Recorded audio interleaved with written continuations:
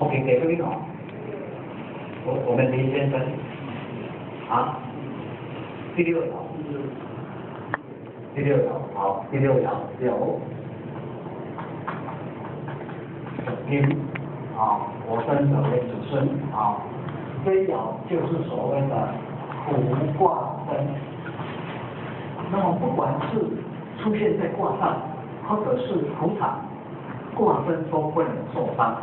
啊。如果卦身受伤了，其事难成啊。那么受伤就是刑冲克害，被刑冲克害啊。那么这个卜卦身，它就是在第六爻，就是从坤宫的本宫我们把它找出来。那六师卦里面有的卦没有卦身嘛，我们都有试验过了啊，有的是没有卦身的啊。那么坤宫坤主己未，就是未巳卯，它没有酉嘛啊。未癸丑，丑亥酉，那就是第六爻啊。那其他的我们就不要把它写出来哦。所以这个纳甲庄卦根，我们也要守啊，对不对？我们就不用再去看书了嘛，哦。好，今天这个诀窍就是卦身喜忌邪。还有一件事情忘了跟诸位讲，我们这一班如果结业之后，是不是要进入试算班？哦，当然我们是要征求诸位的意见，征求诸位意见，我们用几手讲解就好了，好。那么试算班就是西卦、说卦跟掌卦，这12周3个月啊。那么虚实算就是3个月，也12周。那么虚实算或许会再另外跟诸位报告一个3乘9卦的探索。这个细卦、说卦、杂卦这3个月当中，会接着跟诸位报告乾坤2卦的文言那么当然我们是上下3个月各3个月那如果说我们这一班是总共有28位，今天来了几位？加23、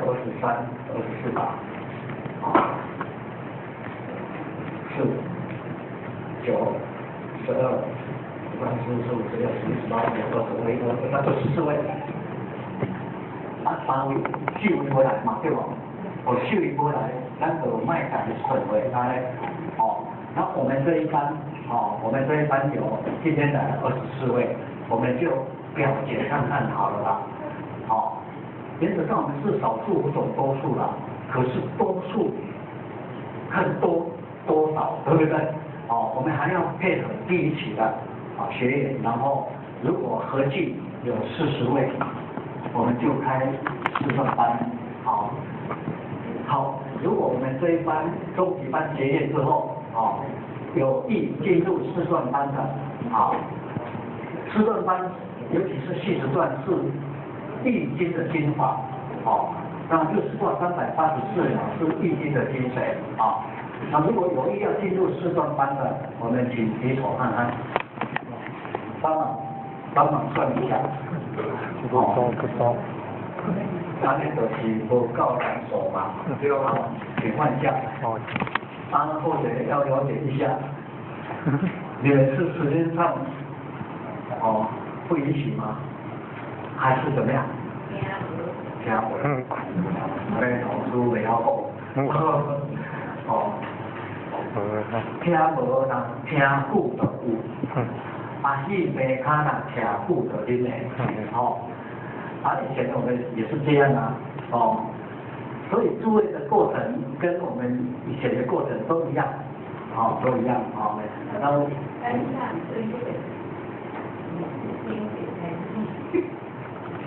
不是金钱这试算的，这易经的听无听，不是金钱我们是以试算班为优先因为学习点跟人家差不多。易经的形象知道我们要建立股市的话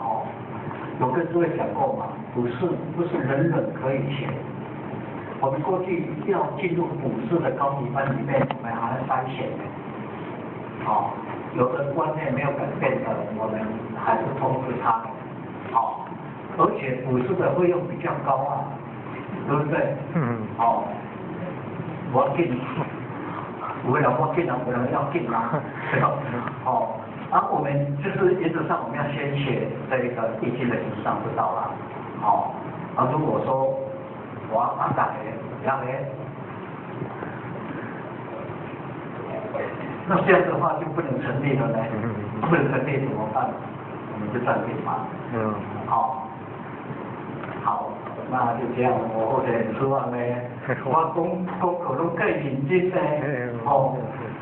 恁去听无？听无要紧，这种正常的，恁提出来家己可以复习一下，以后我们有机会，我们再来汇合这个因缘，好吧？反正我们凡是走过，必有足迹的，我们不要说痕迹的，凡是走过必有足迹，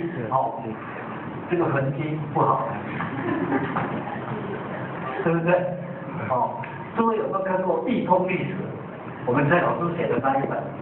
不考虑，这样就，你五倍都没得考虑。我们蔡老师就提到，凡是走过必留下足迹，不要留下痕迹。要留下足迹。好，那我没关系。我们万事要因缘聚合一定要有一种因缘的聚会那么也要时间的一个配合好，那么我们就跟对报告这个诀窍好了化身取纪点，看到我2台页，我2台页好了心灵特别不见关，特别就是子孙老，过心哪边子孙老，无记着官贵，因为官贵为善心灵特别不见关，所以必定变前官。目前向诸中之间，今日来讲官心灵观中有车辆，电机意识灵光中，玉皇爷灭心熬动，出入幽魔事通。心熬失去入空亡，做事人请请首相，平常化作该日期，根本还能修改班那我们用这个卦来了解一下当然卦跟它不在第6爻，对不对？心灵特别不见官，也就是卦生离这个子孙第6爻，那就是子孙。虽然它不算卦，我们把它导出来也算。所以这个跟用神不一样，用神不算卦，我们导出来，它为这个伏场，用神伏场，对不对？用神伏场，它力量不能够展现，一定要它透出为用，才能够展现它的力量。可是卦身不一样，它不一定要出现，它伏场也无法那么伏场最重要就是不要被行冲克破行冲破解，其实就是不能被伤行冲克害，这个都是受到伤害就是所谓的伤行伤，袂使行来伤，袂使冲着，袂使克着袂使用害着当然破就是冲嘛，就是业力来冲叫破嘛解是用我们从这12长生去找解等一下再我们把它找看看好，心灵福德不见官，也就是说我们一个卦找出来这一个卦身，它临子孙不临官鬼，因为官鬼本身为大那么子孙为福德那么不管它有算卦没算卦都一样所忧毕竟变成斑，就是目前有一些事情不如意到后来就会变成喜剧收场哦，都必定变天官，啊，因为子孙爻为福德爻，啊，目前凶书给，就是讲目前是凶书，那什么叫做凶事？凶事不是一定是有凶的事，看我们要问什么事情嘛？如果我们要问财运的，啊，财运的，那凶事代表破财嘛，哦，代表破财。如果问家运的，啊，那你问家运呢？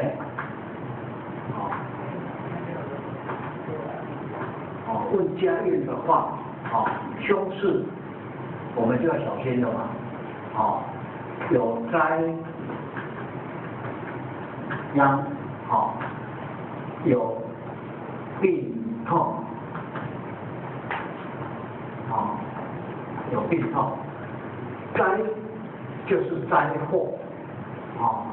殃就是祸殃，就是有意外。有意外的事会发生，或者是身体会有一些疾病会发生，也就是说不能被心中克害，化身为四体，有跟各位讲过了，化身为四体就是下代级也是分配，那如果是问身体的疾病。当然是针对身体的疾病，不能说到这一个行动个案。目前凶书中书给，就是讲目前身体是无好，但是到尾啊无代志，安尼。目前是有了一寡小钱，但是太过难看，不然会做真的。那凶事它是一种文字的比喻啊，也不一定会有凶。看我们来问什么事情，经济派来讲官，就是紧急的事情，比如说人家如果说问身体或者是问病，对不对？那什么病最紧急呢？就是送到医院进入加护病房，或者是在这个急诊室，对不对？去门诊，就一些看门诊去看的病就较有遐紧急的病，那么紧急的病。可是呢，假设我们也卦根它就附在福德爻，附在子孙爻的话，虽然目前是非常紧急的，但是到后来还会没事啦，我们就掌握到另外一个诀窍，子孙爻就是福德爻，比如说我们过去跟各位提到的那个猪爻14节，对不对？周孙妻血属无忧。对不对？子孙持世妻血属无忧就是因为子孙本身就是福德嘛，如果子孙爻发动呢，子孙分中凶官贵，对吧？子孙会去克官鬼，官鬼为煞，子孙分中凶官贵，这边求一心本凡，因为问病的话，官鬼是为病，子孙是为药。他要能够克病，对不对？到后来病就可以痊愈。子孙发动相官贵，将来求一心本源，天明美丽因公财，婚姻喜利喜天人。问婚姻的话，子孙爻它是为妻财的延伸对不对？问婚姻的话，当然子孙爻也非常重要，要接着看，比如说。如果我们从八字学的角度来讲，这个正财，正偏财，正偏财，它的延伸当然是这个13嘛，食神，食神跟伤官，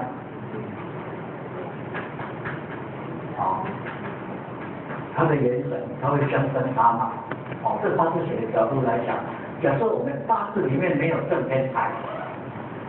没有正偏财，有13，那正偏财顾名思义，对不对？就是这个钱嘛，那么假设我们的八字里面没有，我们不能断说他这个人没有钱哦，不能这样断哦。只要他有食伤，在行运当中，行运当中，他会有正偏财出现，他还是会有钱哦。那什么叫做行运？就是这个大运跟流年啊，大运10年啊，流年当然是1年啊，流年叫小运啊，那1年对不对？大运又有分上下各5年，所以从这个角度去看，有元神没有用神，我们还可以找到它的这个用神出来，因为在行运当中会出现所以人一生每个人都有带财库来，如果说我们的八字里面没有行运当中，假设是10年大运好了，10年有，一些小人来给咱就爱把握，对不？若无把握，伊嘛是过去啊，嘛无啊，或者是小运流年当中有1年呢，1年我们能够把握住，那么人会赚钱，也不一定一辈子都赚钱啦，伊有等咧旺的时阵，咧起行的时阵，伊把握有着，伊迄个3-5年当中，伊若趁钱，应该就会定好，免规世人趁钱，若规世人拢互伊趁钱，伊的钱要摕去囥到对，对无？所以从八字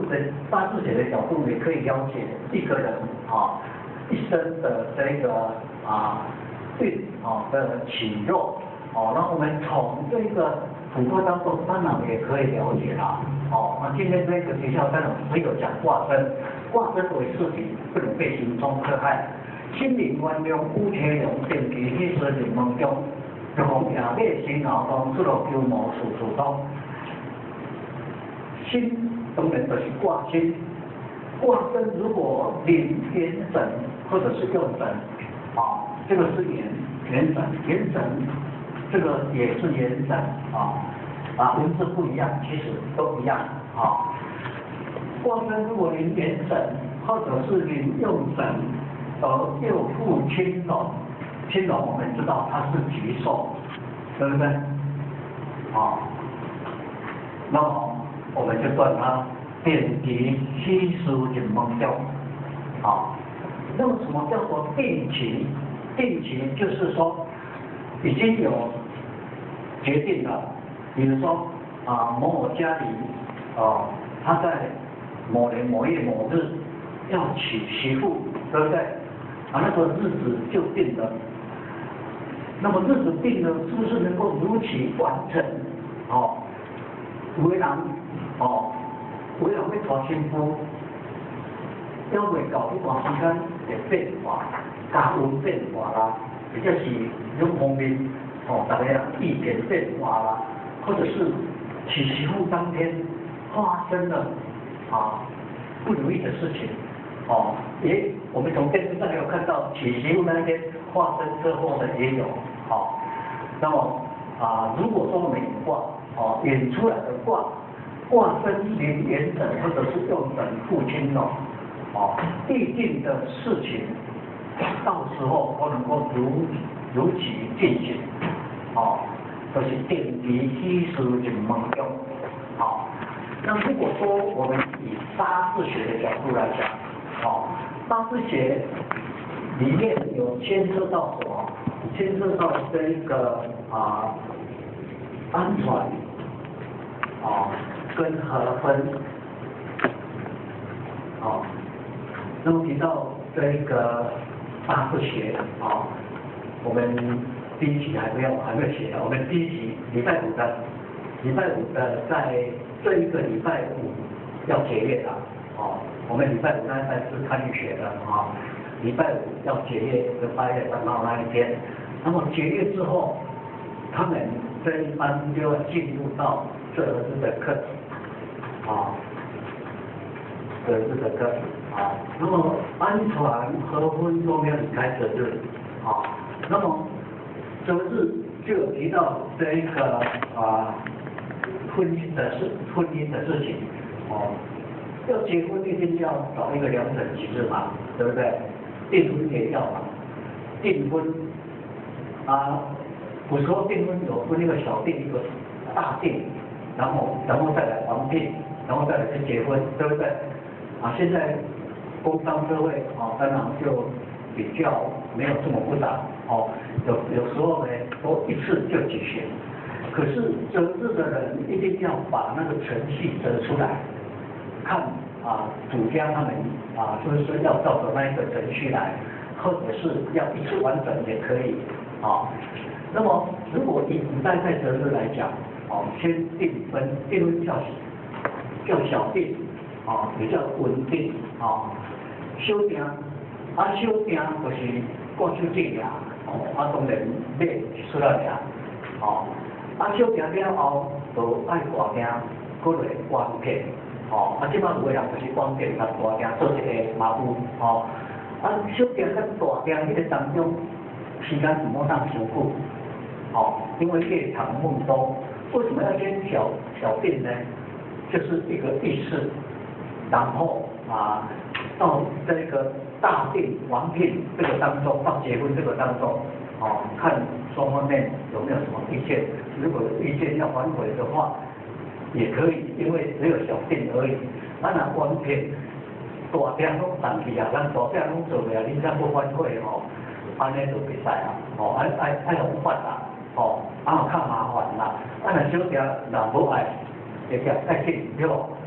那我们一般在择日我们都跟主家提到，你小订到结婚这个当中不要太久，顶多1个月、1个多月不能超过3、4个月、5、6个月，因为夜长梦多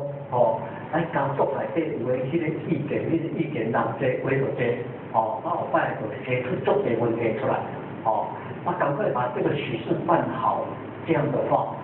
大家都圆满那么这是关于到择日的啦。我们礼拜5的课，我们在8月10号就进入这一个择日的课程里面择日的课程里面，我们总共有2本讲义一本是基础篇，一本是应用篇。那么我们礼拜5这一班，我们还会接着跟他们提到安传跟合婚的。那么安传合婚就有牵涉到八字学了那当然是另外一个课程那我们都在这里就给诸位了解一下好，新年运用五天用电其于事情梦中，玉红夜夜心动出了九毛数通。那么什么叫做驿马？驿马就称为天后天后。那么驿马原则上它视为这个凶神那么有的事情碰到驿马也不错，比如说这个外务员外务员当然一天到晚都在外面跑业务，对不对如果他护驿马当然很不错，就红夜马新老公挂新新老公都不护夜马若人外务员来问，当然对于本身来讲，当然是论吉无论凶出入九毛数通，或者是我们要出外去做生意要出外去打拼都一样碰到驿马复卦跟右动的话表示出外去赚钱呢能够顺利平安驿马怎么看？我们从日辰去看，那今天的日辰就是辰，对不对？那么辰就是申子辰嘛，这是三合嘛，这是长生地旺木库嘛，那么长生冲的那叫驿马，寅申冲嘛，今天叫做亚类，叫驿马。那么我们再看这个卦，这个是申嘛，这个是寅嘛，对不对？好，这个就是驿马。一马复官鬼，假设我们说假设一马复子孙爻的话，左右你挂灯，那当然就不错啊，对不对？那出外求谋，当然万事就能够亨通，那以这个卦来讲，它是复官鬼嘛，对不对？那可是官鬼不青龙也不错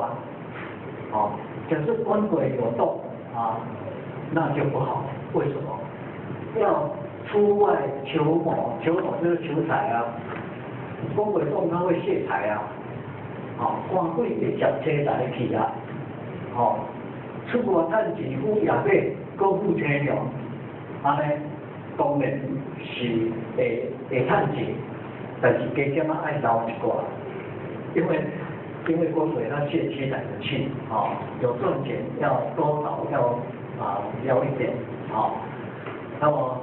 假设他是父子孙，又父这个卦根，那当然是最棒了，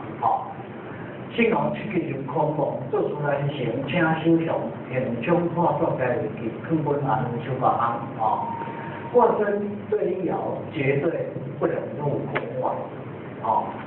那么卦根为四体嘛，假设它入空网的话，表示这件事情是空谈的啦，这个代志是空谈的啦，那当然空谈那就不能成事了啦，所以卦生这一爻切忌入空网，做事难成且所长，做任何一件事情都难成，因为本身就是入空网嘛，那如果说以这个卦来讲，它没有对不对？假设是无位才是空网，那么如果说我们演卦跟人家演到他的卦身入空网，我们要跟他提示一下，这件事情我看还要再斟酌一点，然后再去进行，那不如你就保守一点好了，做出难贤加修小，难成是比较困难成，不能代表不会成还是会成功，还是因人而异嘛，对不对？因为空网它也会出空的一天嘛，那只不过这件事情比较困难成功，不代表不能成功，因人而异啦。我们就跟对方提示一下，那不如呢，你就暂时保守一点好了，那等到出空了以后再换手一搏，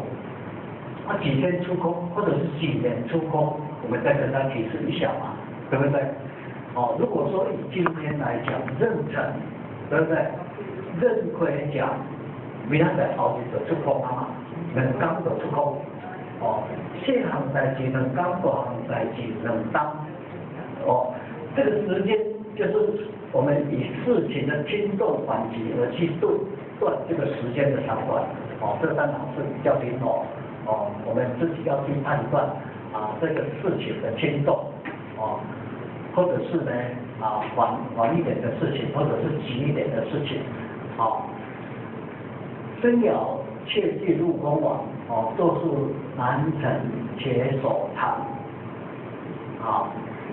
那么行商破节皆为忌，行就是三旬嘛，那诸位有没有背起来？我们的讲义里面都有嘛，但好像在初级班的讲义都有，寅行事行生嘛，寅天机己天心，就是凶天命，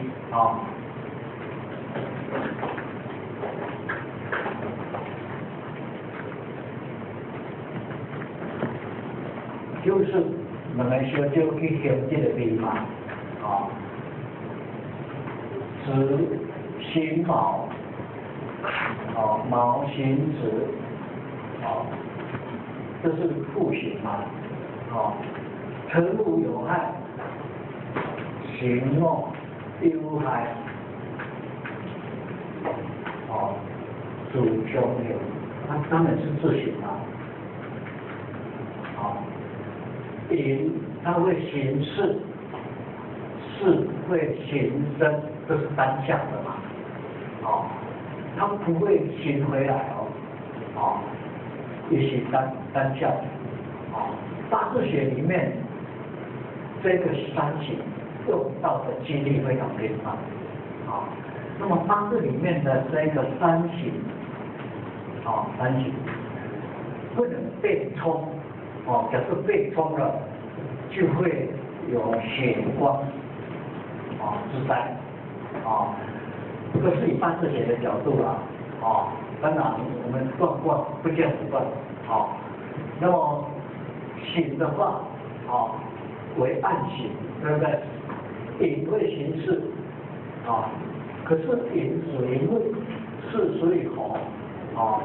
木会生火，这叫做生中带行，啊，生中带行，啊，那么巳行生，巳属于火，生属于金，啊，那火会克金。这叫做克中带行，哦，这个比较厉害，啊，克中带行，啊，假设是生中带行，啊，当然比较轻，那么克中带行就比较严重，啊，那么如果以八字学的角度，或者有参考有好多八字学的书籍，有的师傅他们提到这个三行啊，寅行事，巳行生，三行要齐全，才叫三行。好，那么这是一种说法。如果我们动卦，尤其是过去的恩师，他们说两个就叫行了，不一定要三个，两个叫二行。好，那三个叫三行，那顾名思义嘛，二行就有作用的。啊，二行就会影响了，啊，那么八字学里面也有的书籍，它提到怎么样呢？提到生可以行事，事可以行寅，有这样的说法。可是这样的说法，我们都把它否定掉了。它是单向的，它不能够行回来。那有的八字学里面，丑跟戌。它是会行未，哦，这是正确的。而有的说它为了行丑戌，这是错的。哦，所以有的书我们还是要过滤一下，然后我们要了解，所以接着跟诸位讲一下，为了能够万一呢，诸位看其他的书不要被误导，那么子跟卯它是互刑，这是正确的，辰午有害，这四个是自刑。那么假设我们的这个卦身，比如说这个有本身就是自刑啊，你不会经得主联啊。那么自刑，如果以人事来讲，不能事来讲，自刑就是有一个人，一个人他的个性，这个跟八字学都没有两样。背离嘛，我看背离有一条，那拄着右啦，拄着右，这个叫做主联，叫做自刑。那我们可以问这个人，这个人本身就是多愁善感，而比较内向的，官事他放不开，比较会钻牛角尖的，或者是呢，他比较呢，会容易趋向于一种这个自闭症那一类的，所以我们如果从八字里面或者是从卦上看到有自刑的话，我们都要跟对方鼓励一下，让他能够走出来，走到群众当中，那么久而久之，他就会有所转变，这个刑伤有牵涉到克嘛，或者是呢冲，这个都属于这个伤，就是卦身会受伤，那么破就是业力来冲，比如说这个月的业力是未，丑未冲，卦身是丑的话，那就是丑未通这个丑它叫做夜透夜透，所以卦身也不能碰到夜透那么解呢解当然从所有长生去看，今天是壬辰日壬辰日，我们刚刚讲过壬辰日辰属于土土就是水起的嘛，土跟水的长生都在生嘛，生子辰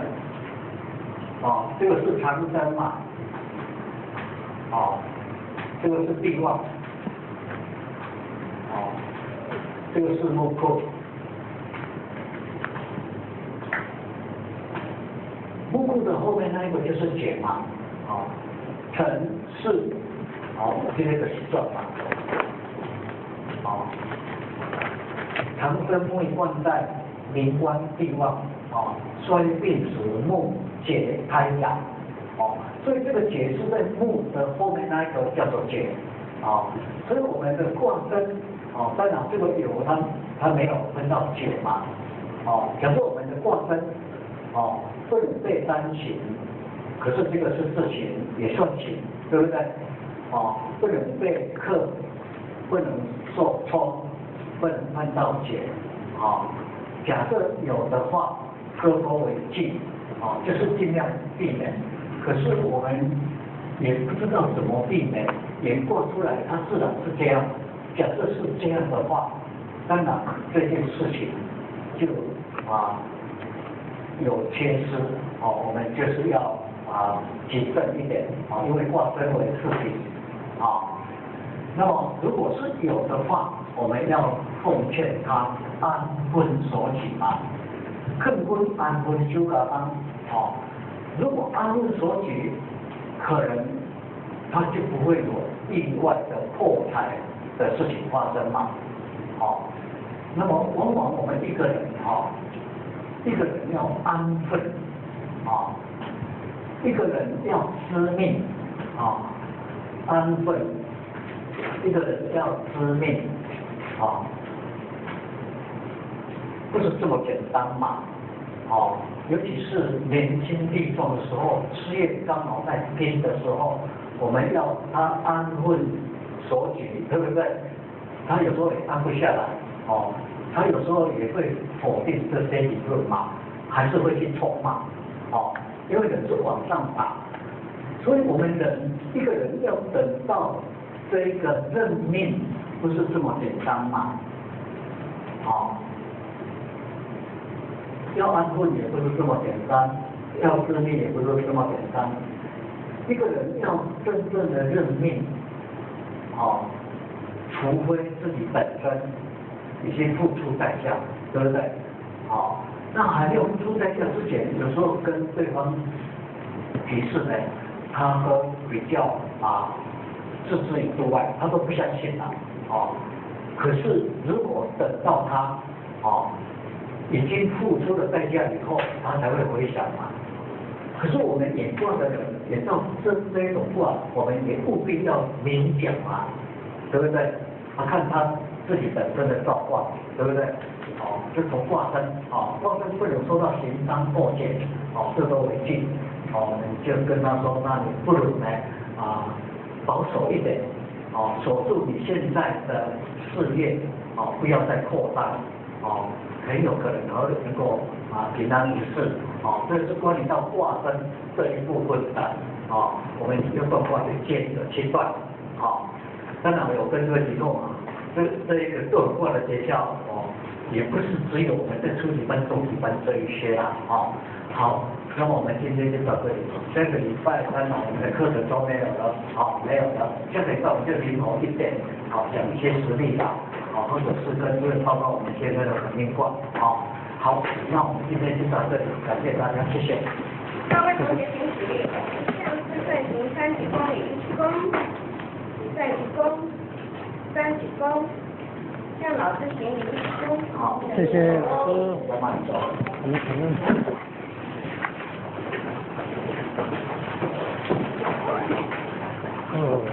谢。